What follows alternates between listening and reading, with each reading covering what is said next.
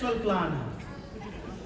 अब इसका announcement Dubai में जब अर्ली एक्सेस फेज 1 लॉन्च किया गया था, उस दिन अनाउंसमेंट किया गया था कि एक्चुअल फेज 2 ही इसका मेन प्लान है। कितने लोग थे दुबई में? उस दिन यूट्यूब में लाइव हुआ था, करीब 25 या 28 टॉप लीडर थे उस समय कंपनी में। उन 28 लोगों के सामने इस फेज 2 का जिक्र हुआ था, एडवांस में बताया गया था कि भैया फेज 2 ही मेन प्लान है। अभी 1 साल आपको ऑफर प्लान दिया जा रहा है ताकि आप अपना दुख दर्द, अपनी तकलीफ मिटा सको। काम करने जाना जेब पैसे नहीं है, मार्केटिंग करना है जेब में पैसे नहीं है, प्लान देना है, जाना है, लीडर को बैठाना है। तो बहुत सारी समस्याएं थी जो आप लोगों ने लेकर के आया था, इसलिए फेज 1 को ही, प्लान को ही ऑफर में कन्वर्ट कर दिया गया था और इसलिए आपको ज्यादा ज्यादा रिवॉर्ड मिले।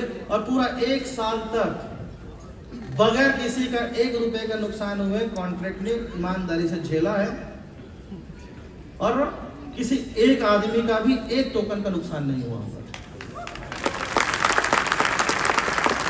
तो फेज 2 में क्या चेंजेस है? वॉकिंग रिवॉर्ड में एडजस्टमेंट किया गया है कि 0.4% से 0.6% पर डे तक का रिवॉर्ड है। जो आपको 0.5% से 1% तक का मिलता था, वो कितना मिलेगा? 0.4% से लेकर के 0.6% पर डे तक का रिवॉर्ड आएगा।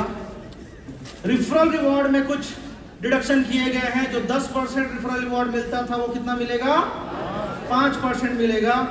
और कम्युनिटी रिवॉर्ड की वैलिडिटी, यानी कि आपके मैचिंग बोनस की जो वैलिडिटी है, वो कहीं ना कहीं जो अनलिमिटेड था, और उसमें जो बीच में बैठ के अजगर लोग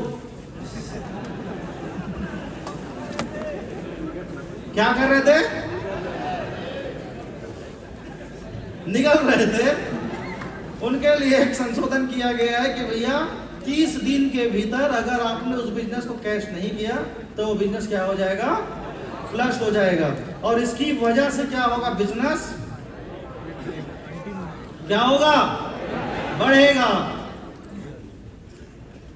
वर्कर्स रॉयल्टी चेंजेस, जो 50,000 लोग बैठे थे और जब 2900 लोग काम कर रहे थे, अब इस वर्कर्स रॉयल्टी को उस मैचिंग रिवॉर्ड से मैच कर दिया गया है।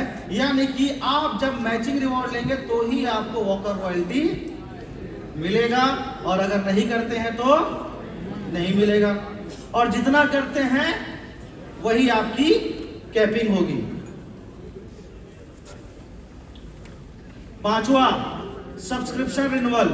अभी जैसे कि 2024 में कितने सब्सक्रिप्शन हुए थे? कितना हुआ था? 1 लाख सब्सक्रिप्शन हुआ है ना। तो वो 1 लाख सब्सक्राइबर्स वापस रिन्यूअल करेंगे कि नहीं करेंगे? और जब रिन्यूअल करेंगे तो रिन्यूअल के बिहाफ पे कोई भी नया कमीशन नहीं बटेगा। ये सारे के सारे सिर्फ और सिर्फ वर्कर रॉयल्टी से ही डिस्ट्रीब्यूशन पे जाएंगे। यानी कि उस कॉन्ट्रैक्ट में आउटगोइंग क्या हुआ? इस कॉन्ट्रैक्ट की आउटगोइंग में क्या हुआ? कटौती हुई कि नहीं हुई? और इनकमिंग बढ़ गया है। 7 दिन में कितना धंधा किया?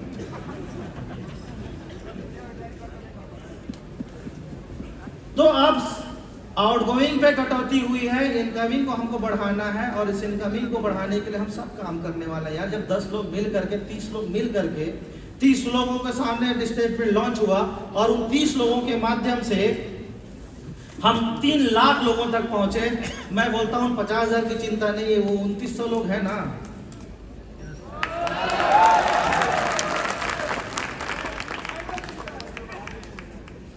कोई था तब और कोई नहीं था तब।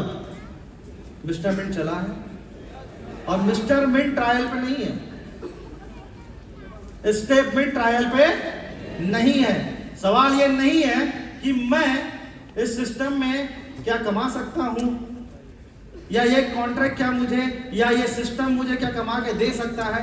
सवाल ये है भैया कि आप में कितना दम है जो इस कॉन्ट्रैक्ट से पैसा कमा सकते हैं।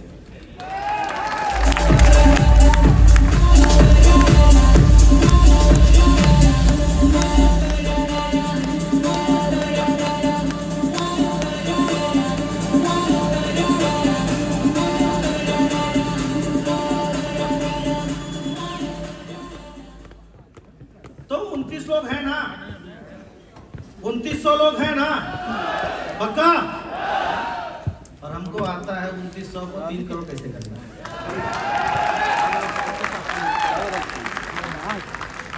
जी सर, कौन कौन साथ में नहीं है?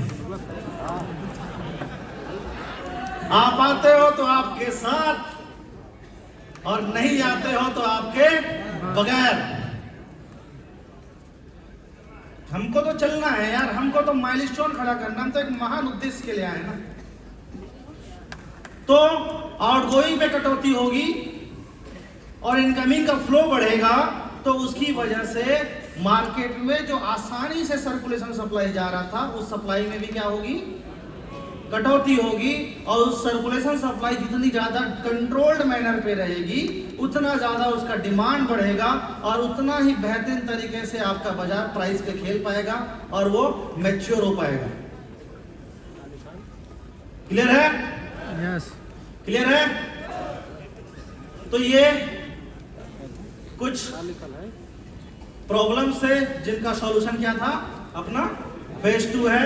और फेज 2 में आपको बता दूं, ये रामबाण साबित होने वाला है। हर चीज को समय चाहिए, और जितना बेहतरीन हम समय देंगे, जितना बेहतरीन हम उसके साथ तैयारी करेंगे, और सब कुछ तो हमारा प्रमोशन है ना, कि हम क्या प्रमोट करते हैं, है कि नहीं? अपने सिस्टम की खूबसूरती को कैसे प्रमोट करना, ये किसके ऊपर है? अपने हाथ में है ना, तो लगाए ताकत। Thank you. पूरा फेज 2 का जो इंपैक्ट पड़ने वाला है आउटगोइंग पे पड़ेगा, जो मैं बता रहा था, साथ ही साथ सर्कुलेशन सप्लाई में भी फर्क पड़ेगा। ठीक है? अब बात करते हैं किसकी? एमएनटी की यूएसपी एंड यूटिलिटी पे, कि मिस्टर मिंट जो टोकन का जो मेन यूएसपी है या उसकी जो मेन यूटिलिटी है वो क्या क्या है। ये भी सेम और सेम क्या है? स्मार्ट कॉन्ट्रैक्ट है, जो किसका कॉन्ट्रैक्ट है? मिस्टर मिंट का। और इस ये एक सर्कुलेशन सप्लाई है, यानी कि बाजार है, जिस बाजार में क्या आने वाले हैं? टोकन्स आने वाले हैं किसी ना किसी माध्यम से, और बाजार में आएगा तो बाजार में आने का मतलब होगा कि वो ट्रेड के लिए या तो बाई किया जाएगा या तो फिर सेल किया जाएगा। तो वो बाजार में टोकन को, सप्लाई को लाने, जैसे गांव में जब बाजार लगता है तो उसमें टमाटर लाने की जिम्मेदारी किसकी होती है? जिसके पास खेती हो रही है टमाटर की, और खेती ज्यादा हो गई तो अगर टमाटर की सप्लाई बाजार में बढ़ गया तो क्या होगा? डिमांड घट जाएगा और प्राइस घट जाएगी। लेकिन अगर सप्लाई ही घट गई है और टमाटर की खेती बहुत मुश्किल से हो रहा है, तब क्या होगा? तो वही टमाटर कभी हमको 1 रुपया किलो में मिलता है, और वही टमाटर कभी हमको 60, 70, 80 और 100 रुपये में मिलता है। तो पूरा गेम किसका है?